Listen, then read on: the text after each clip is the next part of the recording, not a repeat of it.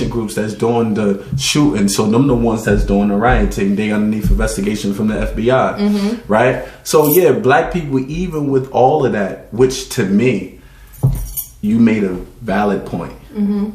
Which is why I don't agree with begging your slave master for equal justice, freedom, and equality. I do not agree with that. We've been doing that for too long. Now, if black people decide to riot, I understand. Martin Luther King said, rioting is the language of the unheard. Right. So you're talking about people who've been oppressed the whole entire time. Right. Yes, rioting. Now, I don't agree with tearing up your own shit. Goddamn neighborhood. But you don't own nothing in your neighborhood. Really, in reality. You talking about breaking into Walgreens, or you talk rioting and destroying Walgreens. You don't own that. You don't own the CVS's. You don't own none of the stuff in your neighborhoods. That's why we can't really call it a community. A community is when the local businesses support the neighborhood. Now, that's a community. Right. So, now, I understand that rage that you're talking about. We need to have more of that rage, because everybody that became free and everybody that became independent, they had to fight for it. Black people think that they can get out of this without fighting for freedom. There's no other way. You can't go. You can't ask for it. They're not gonna give it first. And because for them to give you freedom, in other words, you're telling them to step down from their high place. They're not willing to do that. Who's willingly going to do that? 100%. And I understand that there's, white people like to make the point of, well, it wasn't us who enslaved y'all. It was our ancestors. We get that, but still, you're the beneficiary, and you don't. If you really feel like we deserve equal justice, what's equal justice is what's equal justice not saying, oh, just give black people justice or reparations in that level. This is equal justice. You know what? Y'all did build everything in this country. Y'all invented everything in this country. Y'all helped us get to where we get to. You know what? Some of these states we're going to give to y'all that y'all can call your own. Like we have our own, you can have your own. That's equal justice. If they kick the Ghanaians out, they can go back to Ghana. If they kick the Guyanese out, they can go back to Guyana. If they kick the Haitians out, they can go back to Haiti. If they kick the former slaves of America, yeah, we know we come from Africa, but we don't know what part of Africa we come from. What land are we going to say even that at this point, we should not even be called African Americans, because really, we're Americans. And Floyd Mayweather said, I didn't want to cut your wisdom, but it's just, Floyd even said it himself. He's like, look, I'm not African American. I was born into this country. Yeah, but I don't call myself a continent either. But I agree. I understand. I agree. Like people, I'm American. I'm not first of all, you're not an American, and you're not. Let's just be clear. They don't treat you like, when you hear them say fellow Americans, they're not talking about black people. They're only talking about white people. So that's one of the little key things on the news when they mention that. Right. So my thing is Malcolm X said it best. I said this earlier, if you stab me 12 inches and you take out 3 inches of the knife, that's not progress. Right. Equal justice for me is giving me some of these states that we can call our own. Now, all the black people that choose to live amongst white folks, you can go ahead. No one is stopping you. But I need my own. We've been here for over 400 plus years. We deserve it. We built it. We earned it, deserve it. We fought in your wars. But you know what would happen? Know what would happen? What would happen? It would lead to civil war. It would. Not only that, You see what they did to the Indians, right? They gave them a little piece of land to live on, and all of a sudden there's like a fucking 10-mile driveway in order for them to get anything for them to survive. Yeah, of course. So if they give us a state, they would take over all the blueprints of what it takes to fucking run a state. Black people would be fine. We would be fine. Listen, they would make sure that anything surrounding us would be so hard to get to that. Well, we don't. The thing about it is, our brothers and sisters is in Haiti. We can do business with Haiti. Our brothers and sisters in Jamaica, we can do business in Jamaica. No, we wouldn't benefit from that. Our kids, guess what? Kids probably would benefit from that. And that's perfect. I'm breaking generational curses. So what I'm doing is I'm setting up. I don't need to benefit. But you're gonna die early doing that shit. Listen, and it's cool. No, I 100% is cool. If I know that my children's children is going to be able to reap the benefits, then this is the sacrifices. This is the sacrifices that we need to make. Think about the brothers and sisters in Haiti who fought at war against the French. They didn't reap some of the benefits right then and there. No, they didn't. A lot of them knew that they was going to die, but they made that sacrifice to die. Right. So their children's children will be able to reap benefits. And that's what it's always is. And that's what it's all. It's you gotta be the martyr. You got to be the martyr. So if the most honorable Elijah Muhammad said it best in the message to the black man, he said it's at that time it was 17 million of us. He said if it takes for 16 million of us to die, for us to let the 1 million to be free, I'm talking about full, complete freedom, and then our children will be able to benefit, then let them murder us. Right. And then let the 1 million, because we're going to repopulate. Who decides who's that 60 million?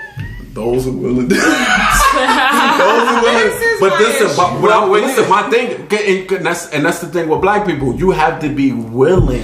So you got to be willing. But that's why I said, give us some. I said 60 million. Some black 1 million would be. Now, I ain't doing shit anyway. That's a lot. I ain't doing shit anyway. Listen, but this is the thing, because again, you right.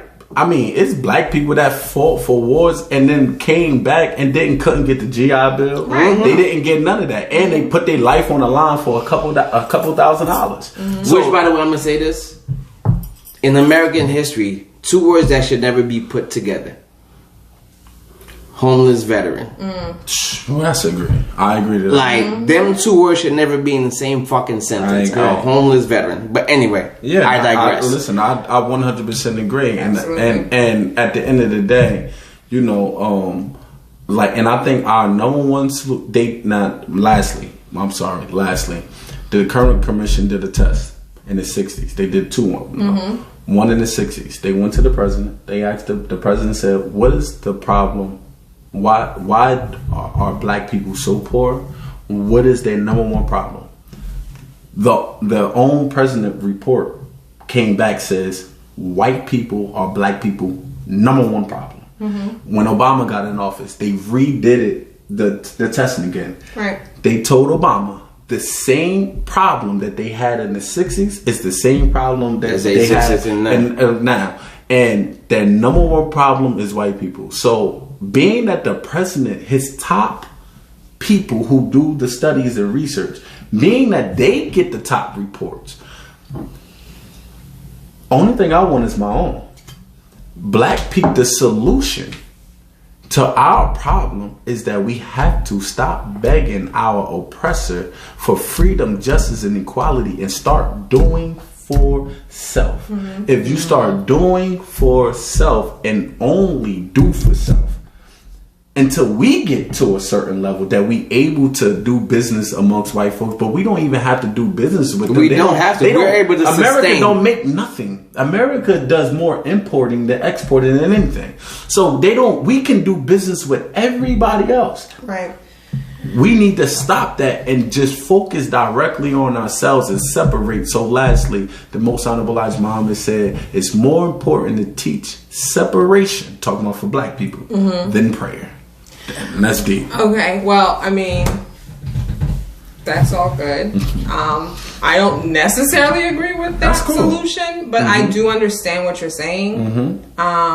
But we'll leave that for another time. Yes. And I have one last question. Wait, okay. No, go. Do it. With everything that's happening right now, whose depression is taken more seriously? The man or the woman's depression? Well, I feel like, I think people are becoming more educated now, right? You have to understand gender roles, right? Where we've all grown up in this societal expectation of gender roles, where a man was expected to bear the brunt force of anything, keep your chin up, you don't talk about your feelings, and you don't cry. Especially a black man. Especially a black man, right? Especially a black man. But for women, it's like, it's okay to be emotional. It's okay to express yourself, right? That's fine. It's okay. Oh, you know, I have postpartum and I'm depressed, or I'm very sad.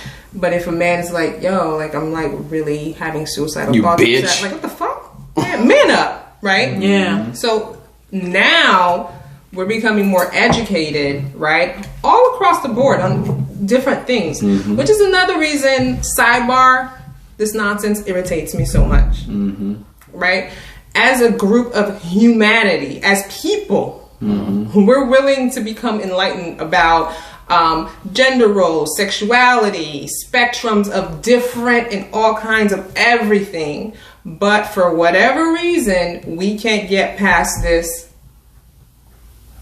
need to oppress other humans. And it's not a black and white thing. It's not an America thing. It's across the globe, the whole globe. You have people. See, that's what I'm saying. It's not a just here thing.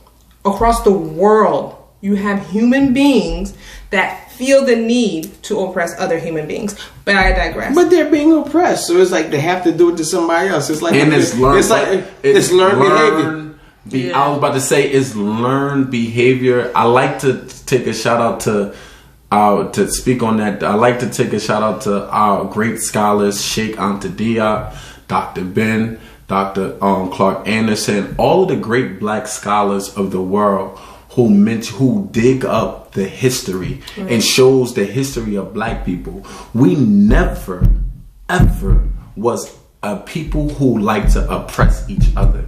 Never. There was no reason. That was prior to 6,000 years ago. We never was oppressing each other like the way how we are doing now, even after white people leave our countries or colonize our countries. We took that learned behavior. We learned that from somewhere. Where did we learn? The question is, where did we learn that, and why we're doing that today? If we once didn't, I said earlier, our languages, in our ancient languages, we never had a term for lock. Because we never locked our doors. Because we never had terms for steal. We wasn't stealing from amongst each other. We didn't steal. So John H. Hawkins said it the best before he brought that first slave ship to Africa. He says, I know of people who never been lied to. We didn't know nothing about a lie. Right. Like Native American. It was 100%. We were so pure that a woman can be able to pop out her breast and breastfeed, and another man wasn't looking at another man's wife. He didn't get aroused. He had that discipline amongst himself. Where did it change? Where did we learn this behavior from? And once we start putting, and it's not racism, it's not mocking another race, it's telling just facts and truth. But people are scared and they tiptoe around these discussions because they don't want to teach the unadulterated truth, pure truth. I think that once we start getting down to the core and origin of things, then now we can be able to have a change in a better society. But until we start teaching the pure truth, we're going to always continue on having these problems. Wow. I got a little respect for you tonight, bro. Hey. Who wanted out of him tonight? And just to answer the question of what you were saying before is that, the man doesn't get aroused until he sees a nipple. So... I'm done. But anyway, to circle back to the question regarding is it more acceptable for yes, I think we are educating ourselves and we are learning. Really, ultimately, we're human beings, right? That's right. And we experience the same pain. We do experience the same difficulty regulating and challenges. So there's absolutely no reason why you have a situation where you're experiencing melancholy or depression that you shouldn't be able to express it, right? Because that, to me, that's dangerous. When people have a challenge, especially anything that is around that realm, and you hold it in, right? to me, it's cancerous because the only thing that will happen is it will get worse. Right. So hopefully we're progressing as people, but I think it's still hard for people to see a man. You know, I'll talk about my own biases, right? If like you see a man just like blubbering on, I mean, I can. But I agree. I think really we should be able to definitely. Listen, there's nothing wrong with expressing your feelings. No, express it. I'm all for that. 100%. But you have to have balance as well. Right. We say in the nation. Right? We say rise above your emotions into the thinking of God. In other words, yes, express your emotions. Right. Say it because you need to let it out. Right. You gotta let it out, and it doesn't makes you more of a man by being able to say, no, I feel some type of way about X, Y, and Z. That doesn't mean that you're going to make the decision off of your emotions. You just expressing like, no, I got feelings like you got feelings.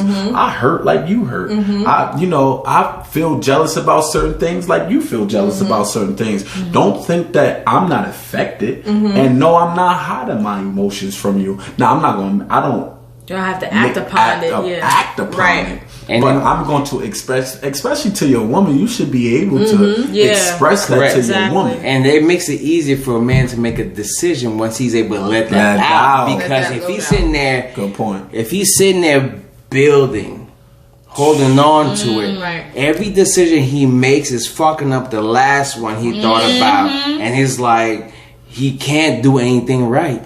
100%. You know what I'm saying? So you gotta let this shit out. You gotta be able to talk about it. One of the dope things I learned was because a lot of times our pride and ego gets in the way, right?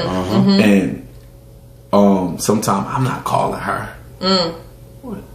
No, I didn't call her, or I'm not calling you because I feel I don't care if you think I'm sweating you. I called you because I want to call you. This is my decision. Right. I'm not doing something based upon how I think that. Oh, you would think I feel. How you might be like, oh, he's sweating me. Okay. If that's helps you sleep better at night. But I called you because that's what I want to do. Right. You know what I'm saying? Sometimes we like, nah, I'm not going to do that because she's going to feel X, Y. You can't make decisions like that. I agree. You know what I'm saying? And I say that to translate into, in other words, express yourself. Being able to, when you make a decision, it's not an emotional decision. It's something that's what you want to do. Now, if someone take you for granted, right, then that's going to be their loss. So, exactly. Your opinion? What's the question, right? What's the question? Yeah, because I feel like we kind of... Yeah, we did, but you... Okay, well, what's the question? What's the question? Is it more socially acceptable for women to express themselves? No, whose depression is taken more seriously, men or women?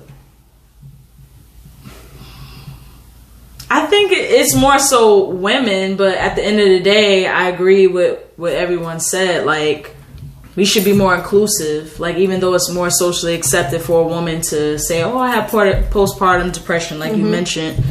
Like, a man might have that too. You don't know that. I mean, I don't know if we have nobody has ever spoke about it, but you don't know what goes through a man's mind if he doesn't speak about it.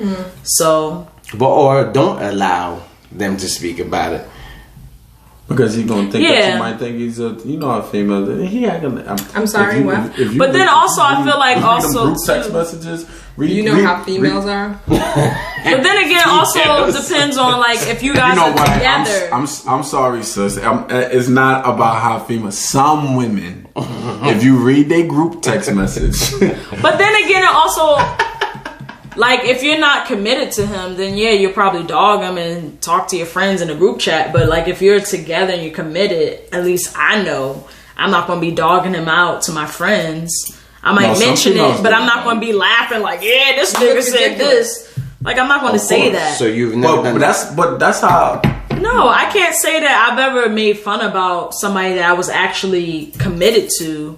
Now, if it is somebody I'm just dating or like I'm just making a funny joke, like I'm not committed to him, then yeah. But So you joked about his depression, or you didn't? Like, no. I didn't joke about his depression, but she's like, don't put that on camera. No. I didn't joke about that. I know that's No. I'm just saying, like, you know, in a light of fun, or like if we're not committed, and he might say something or he might do something. If he act emotional, maybe, but not on a deep seated level. If I'm not with you. But if I'm with you and I'm committed to you, the level of but if I'm committed to you, I'm not going to dog you out to my friends. No, I might mention it like in a serious matter, like, yeah, he said this. I don't know what this means. I might talk to my friend about that, but I won't like try to dog him out if I'm committed to you. No, it's a difference. Everybody's different, but you know, I take commitment seriously. So I wouldn't do that to somebody that I'm into or I love or whatever. So, which depression is taken more seriously, the man or the woman? I think, like I said, socially women. She said women. But I like I said that socially women, but I feel like it should just be more inclusive. Yeah, because you know, like when it comes to the black community, it's looked down upon to go to therapy. Now, I don't go. That's the point. Yeah, I don't go to therapy, but like I speak to my grandfather every day almost. And we talk about certain issues, and we dig into that. So that's my therapy right there. And that's a very good point, because people feel like, you know, them going to therapy is a problem. Yeah. And it's not. The thing is, it doesn't always have to be where you go see somebody and pay for you to speak to them. It could be somebody that you speak to on a natural basis. Mm-hmm. I was about to say, and men. I always tell women, learn your man, because he really wants to seek therapy. Mm-hmm. Because men do it by coming to the barbershop. Right? Some men come to the barbershop. Like he has to come to the barbershop. Like he not even getting a haircut. He's just sitting. He's so depressed. He's sitting in the second row, bro. Just to talk. To have an outlet. Right. Being able, a barber, oh my God, takes in so much. A lot of you like the therapist, the psychologist, it's so many things that you don't. So many things that we hear that really in reality, it's like. If I was to tell people, but remember this? Well, I think we had a conversation one time. Wait, hold on. We had a conversation one time. I said I believe that all barbers should go take a psychology class. I agree. Now I've seen a therapist, and I'm gonna pause you right there, okay? Only because obviously, by training and education, this is what I did for a very, very long time, right? Okay. So I can appreciate people saying, yeah, take a psychology class. It doesn't work that way. No, I'm not saying take a class. I'm saying that's not what I'm saying. Not just one class. I'm not saying take a class. No. I'm saying familiarize yourself with people come to the barbershop, right? You and all of a sudden class though. Like he could have a general conversation while he's sitting there waiting for his time to cut. Right. But when he's sitting there with the barber's like, hey man, how you doing? And he's like, man, listen, bro. Like he's whispering to his barber, like, man, listen, yo. I just called my girl cheating. I just called my girl cheating. And the barber's sitting there, God damn, no, that's bro. And you, but everything good. So he's making sure that no one can hear. Nobody can hear. I understand so that. Like, in that time right there, that 10-15 minutes to take for a cut to happen, like that barber can tell you anything. No, but I was about to say, but Gene, you know, the thing is it's not necessarily just a psychology class. First, you hear so much, like when you hear so many you're being dumped on scenarios. You not just bad, because you heard good. No, you hear good. You heard what worked. You got OG saying, "Yeah, young man, you doing X, Y, and Z, this and the third." You have you hearing so many different perspectives that now when you hit, it's like when someone, a lot of times when people think that they tell, now I got to a point where when someone acting like they about to tell me something that they think is the worst thing in the world, I'm like, trust me, bro, I heard this before. You're not telling me. I can't tell you who told me. I could just say how this person got past X, Y, and Z because of the conversations that I had. But one thing, like I took a behavior class, right? And in the behavior class, they teach you learning different patterns and behaviors, how someone react, all of that, right? And it's funny when I'm listening, you can tell when I can now tell when someone dissing BS. I can tell when someone is giving me BS. I can a barber gotta decipher from so much stuff because someone's giving you a perspective, their perspective too. Right? So it's like, but I'm sorry, going back to my point, it's an outlet. They just need someone to vent to. I'm okay with that. See, my thing is, I think it's great. I think outlets are really important. However, that's not therapy. I think that's an outlet. No, that 100%. I think we need to make the distinction, right? Here's the thing. There are people who are really having true emotional challenges. They can't regulate and figure it out. And it's great to have an outlet, right? An outlet is just putting it out. Then what? You need some input. There are people who are trained to help guide you. Do you see what I'm saying? So that you reach a point of where now you have the skills to be able to do it on your own. An outlet is not that. Like speaking like the best person, the best person to speak to me, in my humble opinion, is someone that's been married for a long time. And the reason, not on every topic. Not on every topic, but for a lot of topics, I'm going to tell you. I'm talking about decision making, and the reason being is because of this. Because you got to have I heard psychologists say, I cut psychologists. They say the dumbest stuff. Yeah. So someone with no children, he could be a or she could be a psychologist. Right. No children. Their perspective on life is something totally different. But you have people bad at their job. You have bad accountants, bad doctors, bad therapists. But then now, and then you got then you have some people right now. Normally, someone who's married for a while, have children. Right. This is a person that's been in charge of a family. This is a person that's been in with a family. Why are you doing that? So, you know what? This is gonna be a part 2. We're gonna have part 3. Listen, part 3. This is gonna be a part 3 of this. Listen, we want to say, because we could go somewhere else. We want to say thank everybody. Hopefully y'all enjoyed y'all day.